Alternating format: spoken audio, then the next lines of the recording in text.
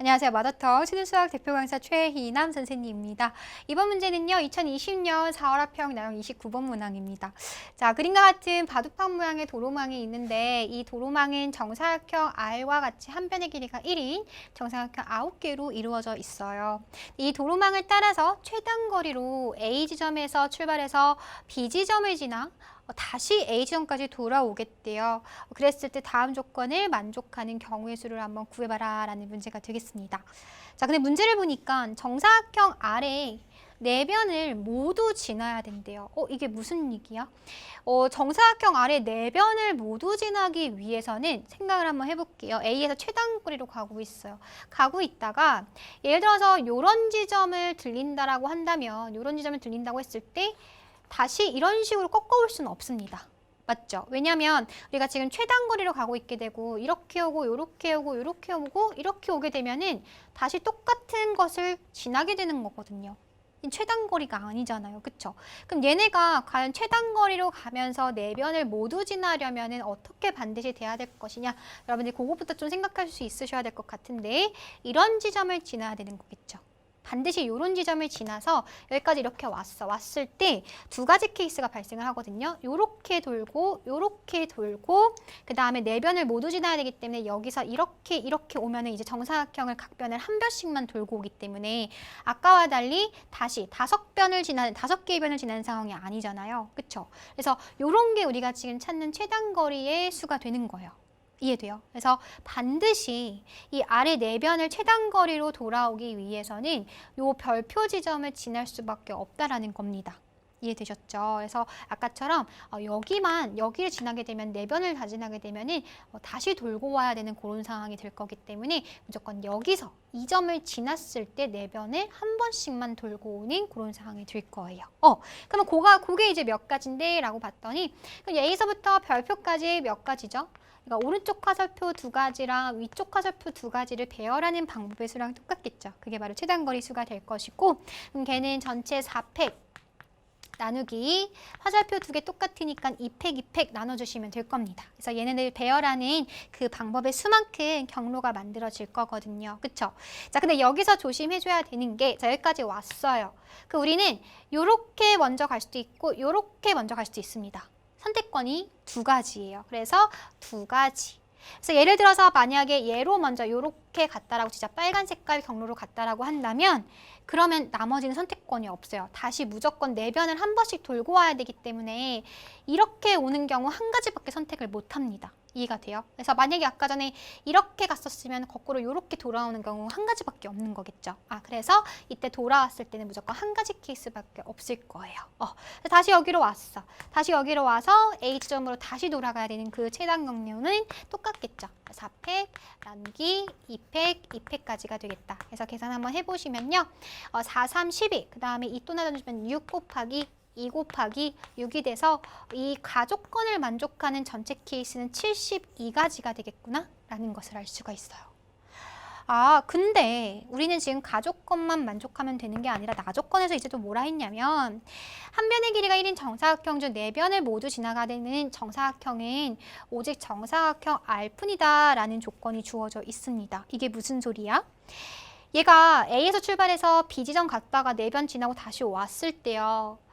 반드시 그 네 변을 모두 지나게 되는 정사각형은 오직 얘밖에 없어야 된다는 소리예요. 자, 예를 들어서 갑니다. 요렇게 가고 요렇게 가고 요렇게 가고 이렇게 가가지고 별표까지 온 다음에 한 바퀴 돌고 와서 다시 이런 식으로 돌아온다라고 해버리면은 우리는 요런 정사각형의 네 변도 모두 지나게 되는 겁니다. 이해돼요? 다시 아까처럼 이렇게 돌아오다가 이런 식으로 돌아올 수도 있겠죠. 그래 버리면 이런 정사각형의 네 변도 모두 다 지금 돌고 오게 되는 케이스가 될 거예요. 또 있을까요? 또 한번 생각해 보시면 만약에 이렇게 올라갔다가 별표까지 왔다가 돌고 이런 식으로 올 수도 있겠죠. 그쵸? 그렇게 돼버리면 또다시 우리는 요 정사각형의 네 변을 모두 돌게 될 거고요. 마찬가지로 이렇게 갔다가 별표까지 와서 다시 돌고 오는데 이런 식으로 오게 돼버린다면 이렇게 된 거죠. 이렇게 돌고 오다가 다시 와버리면 또 이런 정사각형도 네 변을 다 지나게 되는 그런 케이스가 만들어지는 겁니다. 안 되잖아요. 그쵸? 그러면 우리 이렇게 생각하는 거 어때요?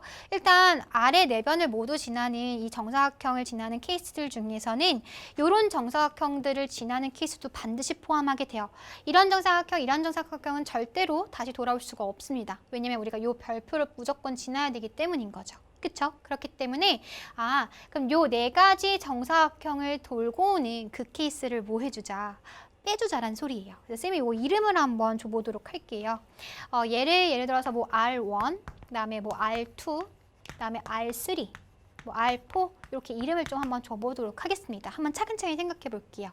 첫 번째, 이 R1 정사각형을 모두 네 변을 지나게 되는 케이스는 어떤 경우냐? 우리의 전제 조건 자체는 이 별표를 반드시 지나면서 R을 한 번씩은 다 돌아오는 그 72가지 중에서 생각을 해주는 거죠. 그 중에서 빼줄 거니까요. 그럼 한번 생각을 해볼게요. 얘네들을 다 돌려면 일단 요 경우가 있을 거고요. 반드시 아까 최단거리로 가려면 요 한 번은 돌아와야 되는 거잖아요. 그쵸? 이쪽으로 가던가 이쪽으로 가던가 몇 가지? 두 가지 케이스가 있습니다. 맞죠? 그래서 이렇게 가거나 이렇게 가거나 두 가지. 그래서 여기까지 왔었을 때 별표까지 경우는 또 몇 가지가 생기겠어요? 이때도 또 이렇게 별표로 가거나 아니면 이렇게 가는 케이스 두 가지 케이스가 나오겠죠. 그 다음 여기도 마찬가지죠. 여기도 이런 식으로 가거나 아니면 반대편으로 가거나 정사각형 한 변의 길이들을 모두 한 번씩만 걸쳐서 가기 위해서는 이런 두 가지 케이스들이 있었다. 그래서 여기까지 왔어요. 만약에 예를 들어서 노란색 경로를 이렇게 왔다라고 한번 생각을 해볼게요. 그러면 R을 무조건 네 변을 다 돌고 와야 되기 때문에 우리의 선택권은 이렇게 오는 한 가지 케이스밖에 없을 거예요. 그렇죠? 그래서 한 가지. 또다시 우리가 지금 R1에서 네 변을 다 지나기 위해서는 이렇게 와야 되는 거거든요. 그러려면은 여기서 또 여기까지 가는 거 몇 가지? 이렇게 가는 거 한 가지, 이렇게 가는 거 두 가지. 맞죠? 그래서 두 가지가 또 올 거고요. 그 다음에 여기까지 왔을 때는 무조건 여기를 지나야지만 R1의 네 변을 모두 다 지나는 상황이 될 거기 때문에 한 가지 케이스밖에 없습니다. 그래서 이 R1 네 변을 다 지나는 케이스는 총 몇 가지가 되겠구나? 16가지가 되겠구나? 라는 것을 알 수가 있어요. 괜찮죠? 자, 이번에는요. 요 R2. 요 정사각형의 네 변을 다 지나는 케이스들을 한번 생각을 해볼게요. 우리의 전제 조건은 역시나 요 별표를 지나야 됩니다. 맞죠? 이 정사각형 한 번씩 돌고 오기 위해서 얘를 무조건 지나면서 이번엔 얘도 다 지나는 그런 케이스들을 한번 가볼 거예요. 그러면 우리가 생각할 수 있는 게 여기서 R2가 아까처럼 이런 식으로 선택을 당하거나 이런 식으로 선택을 당해야 되는 거거든요. 그러면 A에서 출발해서 무조건 요 지점을 지나게 되는 거겠죠. 그쵸? 그럼 여기서부터 여기까지 오는 케이스 몇 가지가 되겠다? 하나 또는 두 가지가 될 거니까 두 가지. 예를 들어서 이렇게 왔다라고 한번 쌤이 하는 색깔로 표현을 해볼게요. 그러면 R2의 네 변을 모두 다 최단거리를 지금 지나기 위해서는 이런 식으로 갔다라고 칩시다. 얘도 역시 두 가지 케이스가 있어요. 이렇게 가거나 아니면 이런 식으로 가거나. 괜찮아요? 그리고 또다시 여기서 도착해가지고 얘도 이렇게 가거나 이렇게 가거나 두 가지가 있다. 다시 아까 여기 두 가지, 여기 두 가지, 여기 두 가지 이렇게 왔죠. 그럼 이제 거꾸로 올 때는 잘 선택하셔야 되죠. R1 네 변을 모두 다 지나야 되기 때문에 반드시 이런 경로밖에 못 옵니다. 맞죠? 그래서 그 경로 한 가지. R2도 네 변을 모두 다 지나야 되기 때문에 이런 경로밖에 못 와요. 아까 이렇게 왔었으니까 한 가지. 그 다음에 여기서부터 여기까지 가는 건 또다시 이렇게 한 가지, 두 가지가 또 발생하게 되는 거겠죠. 그쵸? 그래서 얘는 뭐 정사각형 네 변 꼭 안 지나도 되는 거니까 이렇게 거꾸로 와도 되고요. 아니면 이런 식으로 와도 되는 거니까 또다시 두 가지. 따라서 이때 케이스도 몇 가지가 되겠구나, 16가지가 되겠구나 라는 것을 알 수가 있습니다. 그런데 여러분들 여기서 조심해줘야 되는 케이스들이 있죠. 왜냐하면 아까 우리가 요 경로 한번 볼게요. 첫 번째 케이스에서 노란색 경로로 이렇게 가서 돌아올 때 빨간 색깔 얘를 선택하고 여기서는 여기로 갈 수도 있고 여기로 갈 수도 있었거든요. 그래버리면 이렇게 선택하고 이렇게 선택해버리면은 이 정사각형, 아까 R2인 정사각형도 네 변을 다 지나게 되는 케이스예요. 그럼 생각을 해보시면 우리가 요 첫 번째 경우에서 셌었던 경우의 수에는 겹치는 게 있죠. 어떤 경우? R2도 동시에 지나는 경우가 있을 거예요. 마찬가지로 여기도 이렇게 돌아오면서 이렇게 선택해버리면 R1의 네 변도 모두 다 지나게 되는 케이스들이 있거든요. 그럼 16가지, 이 16가지 중에서는 어떤 게 지금 두 번씩 카운팅이 되어 있냐면 R1과 R2를 동시에 지나는 케이스가 여기에도 있고 여기에도 있는 거예요. 이해가 되겠죠? 그럼 우리가 그 경우를 뭐 해주자? 빼주자라는 소리가 되는 거예요. R1과 R2를 이 네 변을 동시에 지나는 케이스가 여기에도 있고 여기에도 있고 두 번 카운팅이 되어 있으니까 한 번은 뭐 해줘야 돼? 한 번은 빼주셔야 된다는 소리예요. 그러면 이때는 R1, R2 얘네들을 네 변을 모두 다 지나는 케이스들을 한번 구해보도록 하겠습니다. 자, 갈게요. R1을 모두 다 지나기 위해서는 이렇게 한 가지 또는 이렇게 한 가지, 몇 가지? 두 가지. 자, 예를 들어서 우리가 이쪽 경로를 선택했다라고 치자. 그럼 R2도 네 변을 다 돌아야 되기 때문에 얘도 이렇게 한 가지, 이렇게 두 가지 케이스가 있겠죠. 그래서 얘도 두 가지. 예를 들어서 이렇게 갔다라고 칩시다. 마찬가지로 R의 네 변을 다 도는 거는 우리의 전제 조건이에요. 72가지 중에서 빼줄 거기 때문에 그때도 이렇게 한 가지, 이렇게 두 가지 케이스가 있어요. 이렇게 갔다라고 칩시다. 그럼 돌아올 때는 마음대로 못 돌아와. 그쵸?